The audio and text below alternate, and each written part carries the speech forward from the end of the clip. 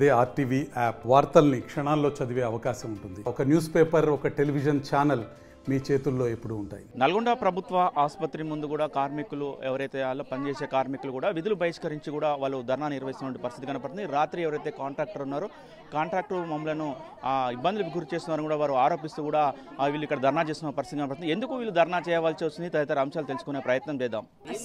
మాకు సురేష్ సార్ అని కాంట్రాక్ట్గా వచ్చింది సార్. ఈరోజు నిన్న నైట్ వచ్చిండు 11ంటికి వచ్చి సబితక్క అనే ఒక శానిటేషన్ అక్కని ఏమంటారు కింద పోస్ట్ అవార్డులో రూమ్లో రెస్టింగ్ అని వెళ్ళింది సార్ లంచ్ చేయడానికి.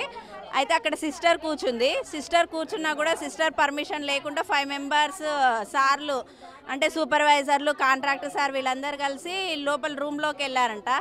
ఆల్రెడీ సిస్టర్ ఉండి పర్మిషన్ లేకుండా అట్లా ఎట్లా వెళ్తారు అని కూడా సిస్టర్ అన్నదంట. అన్నా కూడా వినకుండా అట్లనే లోపలికి వెళ్ళిరంట. లోపలికి వెళ్తే సిస్టర్ల పర్మిషన్ లేకుండా కూడా లోపలికి వెళ్తే ఆ అక్క ఉండి ఎందుకు ఇట్లా సార్ ఇట్లా అనకూడదు కదా, ఈ 10ంటికి రావద్దు కదా అని సార్ వాళ్ళని అడిగారు. కాంట్రాక్టర్ సార్ వచ్చింది సార్, సురేష్ సారు. అయితే 10 గంటలకు రాకూడదు కదా సార్ అని మేము అన్నాం సార్. అన్నప్పుడు సార్ కూడా ఇట్లా ఏమంటారు నేనేమి గడ్డపారలు అవి ఇవి చేయట్లేను కదమ్మా, మీరు ఎందుకు ఇట్లా చేసారు, మాట్లాడడానికి వచ్చినా మాట్లాడరి అని అన్నాడు సార్. మాట్లాడితేనేమో ఒక్కొక్కరు మాట్లాడండి, ముగ్గురు మాట్లాడడం అది కరెక్ట్ కాదు అని అన్నాడు సార్. అని సార్ అన్నాడు. అన్నాక ముగ్గురు మాట్లాడొద్దు అని అంటే సరే అన్నాం. అప్పటికి మేము మాట్లాడుతున్నాం. నైట్ సూపర్ వచ్చింది సార్. నైట్ సూపర్ రాగానే అమ్మ మమ్మల్ని 9 నెలలు మీరైతే కొత్తగా వచ్చారు కదా, పాత సిస్టర్లు అంటే వేరు, ఇప్పుడు మీరు కొత్తగానే వచ్చారు కదా, ఆ సిస్టర్ మీ అడగండి సార్, మీ అక్కడ వాళ్ళు ఎట్లురు ఇక్కడ వాళ్ళు ఎట్లా ఉర్రమ్మా అని సిస్టర్ని అడిగినాం సార్. అడగంగానే నేను పోతున్నా ఆగు, మాట్లాడకు, నువ్వు మాట్లాడకని చెప్పేసి వెళ్ళిపోయింది సార్. అప్పుడు సిస్టర్ అన్నది కదా, ఏమంటారు మీరు మంచిగా రెస్పెక్ట్ ఇస్తురు, మీరు నీట్గా పని చేసుకుంటారు, మిమ్మల్ని అనేది ఒక్క మాట కూడా లేదు అని సిస్టర్ అన్నది సార్. బయట ఊపుతుంటే రోజు ఫోటో తీస్తుండు సార్ అవతల బిల్డింగ్ సూపర్వైజర్. మేము ఫస్ట్ రోజు ఉట్టిగానే మాట్లాడుకుంటూ తీస్తే ఏమిటికో అనుకున్నాం. తెల్లారి గ్రూపులో పెట్టిండంట. మా సూపర్వైజర్ ఉన్నాడు, మళ్ళీ మీరేం తీస్తారని నిన్ను అడుగుదామంటే మాకు ఎదురుగా రాలే, కిటికీలకి వెళ్ళి దించి పెట్టిండంట. మేము అడుగుదామంటే మొన్న దించిందేమో ఏమిటి మేము ఊక్కుంటుంటే దించిండు.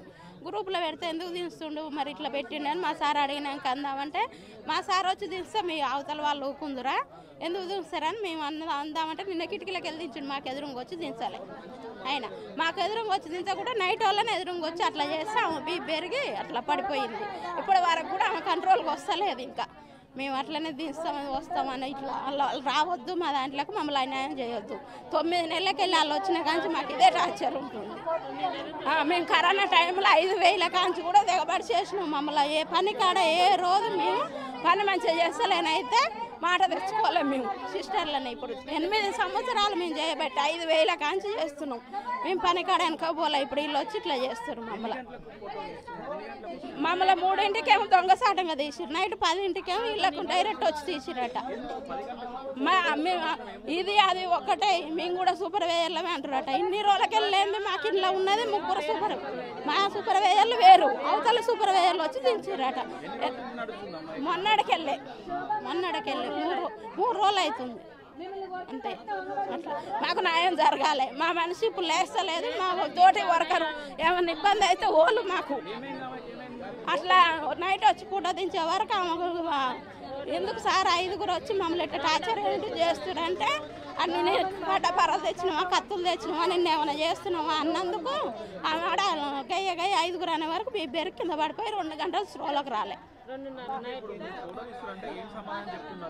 ఏం చెప్తాలే మేము అందులో ఒక్కటే మేము ఇంట్లోకి వస్తాము అంటారు. 9 ఏళ్ళకి వెళ్ళింది ఇవాళ ఎందుకు వస్తారు మీరు అని మేము అన్నాం.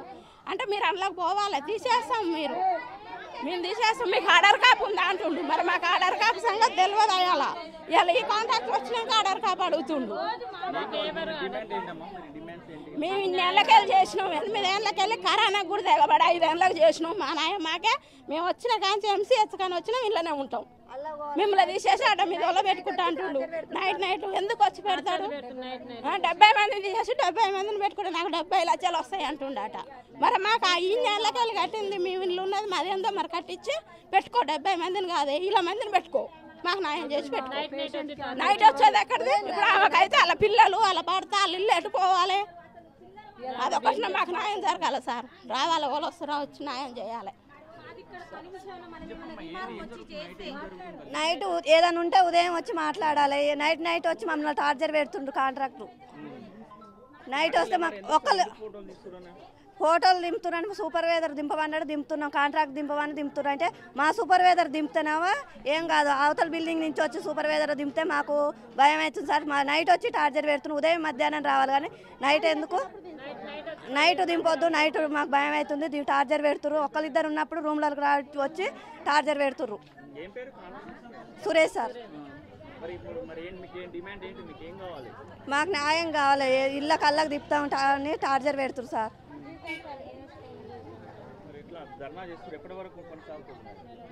నెల రోజుల సంది మమ్మల్ని నైట్ పూట వచ్చి ఇబ్బంది పెట్టడం వల్ల మేము ధర్నా చేస్తున్నాం సార్. మాకంటే ఇది ఫోటోలు దించడం సురేష్ సార్ మాకు వచ్చి మీ పేరేం పేరు, ఈ సబితని రౌండప్ చేయరి, ఈ స్వాతిని రౌండప్ చేయరి అంటే దేని కొరకు అంటే చెప్తే వినట్లేరని. మేము పని చేస్తూనే ఉంటాం, ఏం పని చేయలేదని మమ్మల్ని ఇది చెప్పాను అని మేము అంటే నైట్ అంటే మాకు 11 మంది సూపర్వైజర్ ఉంటే ఎప్పుడు వచ్చైనా ఫోటోలు దించుతారు, ఎప్పుడైనా వచ్చి మాట్లాడతారు. మేము పని చెప్తున్నాం కాబట్టి వాళ్ళు పని చేస్తారు. మీరు మాట్లాడే హక్కు లేదు వాళ్ళగా అని మాట్లాడుతారు సార్. ఆమెకి 20 బీపీ పెరుగుతుంది. మరి ఆమె పరిస్థితి ఏంటి సార్? ఏమన్నా ఇబ్బంది అవుతుంది? మాకు ఏజెన్సీ కాంట్రాక్ట్ వద్దు సార్. సురేష్ సార్ని తీసివేయాలి. మాకు ఏమైనా ఏజెన్సీ వద్దు సార్. మరి ఇంతవరకు ఆయన వచ్చి సురేష్ సార్ వచ్చి మాట్లాడిపోయింది సార్. మరి ఆయన వచ్చి చూసిపోవాలి కదా, ఇప్పటి వరకు రాలేదు. మరి పరిస్థితి ఏందా అది?